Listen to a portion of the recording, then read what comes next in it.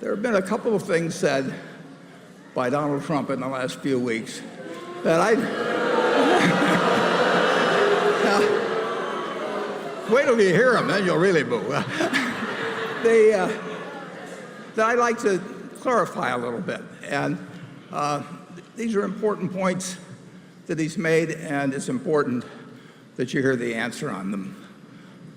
The first point was when he was asked about revealing his income tax returns, which every presidential candidate has done for 40 years. He said, "None of your business," which did not go over so well. And then he started giving various explanations. And one of the explanations was that he had given his financial statement to the Election Commission that listed his assets and liabilities. But believe me, as someone who's filled out financial statements and someone who's filled out an income tax return, I can tell you they are two very different animals. And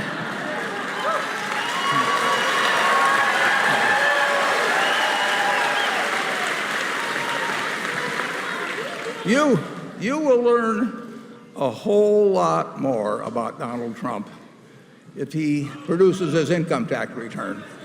And so that's why I'd like to make him an offer. An offer I hope he can't refuse.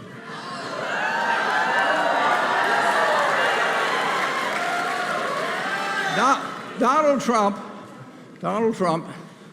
at one point, he says various things at different times, but at one point, and he said it several times, is that he can't do it, can't release it because he's under audit. Now, I've got news for him. I'm under audit too. And I would be delighted to meet him any place, anytime between now and election. I'll bring my tax return. He could bring his tax return. Nobody's going to arrest us. It is not. There are no rules against showing your tax returns. And just let people ask us questions about the items that are on there.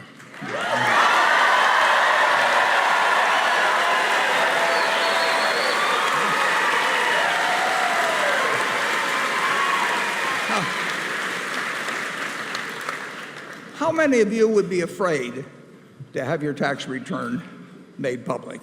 Yeah. It does not. No.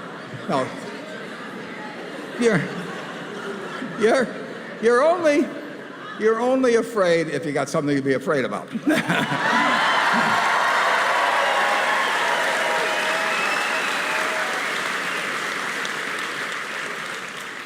And he's not afraid because of the IRS. He's afraid because of you.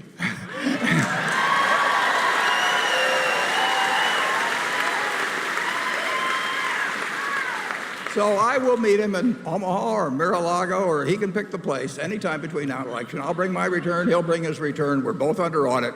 And believe me, nobody's going to stop us from talking about what's on those returns. And send the word to him, if you will.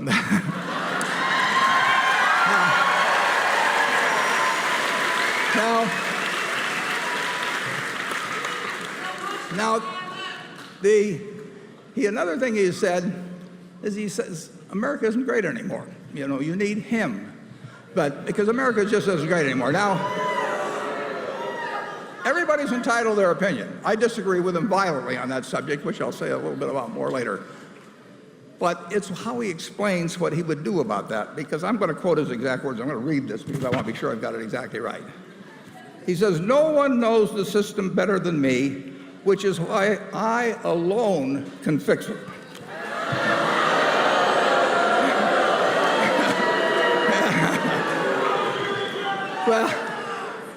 Well, la-di-da, you know. I mean, this is only he can fix it.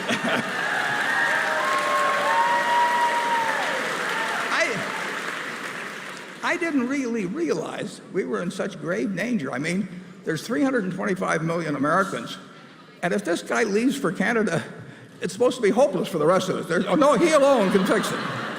Yeah, it takes some kind of nerve or something else to really have the notion that out of 325 million people, you're the only ones who can fix it. Now, I think when somebody makes a statement like that, you should look at his record when he has appealed to the American public before. Now, Donald Trump has been in a lot of businesses. He's had a lot of bankruptcies, but usually that's just involved borrowing money from the American public.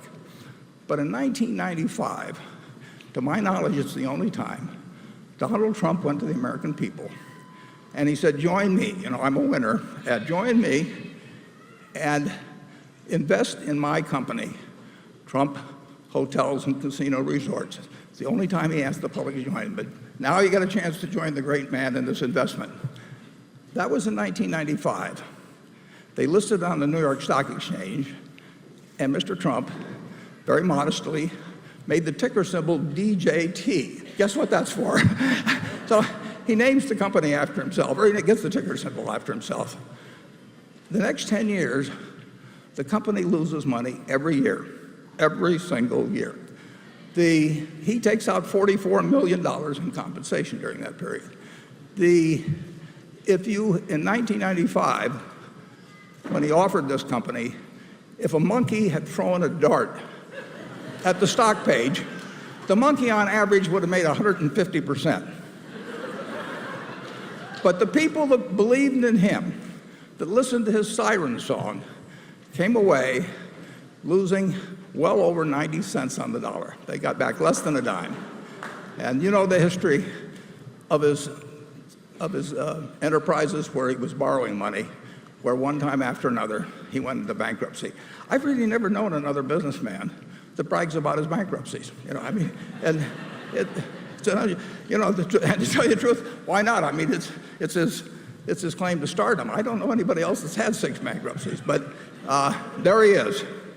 Now, the final straw occurred this weekend, and you know about it. Donald Trump managed to get in front of George Stephanopoulos after Mr. and Mrs. Khan had told about their Gold Star son. Mr. Khan had offered him Mr. Trump a copy of the Constitution. And Donald Trump said this, when asked by George Stephanopoulos about, well, Mr. Khan first said, "You have sacrificed nothing and no one." Quite an accurate statement. And Trump said, "I think I've made a lot of sacrifices. I've worked very, very hard. I've created thousands of jobs, tens of thousands of jobs, built great structures. I've had tremendous success." And George, a little overcome, said, "Those are sacrifices?"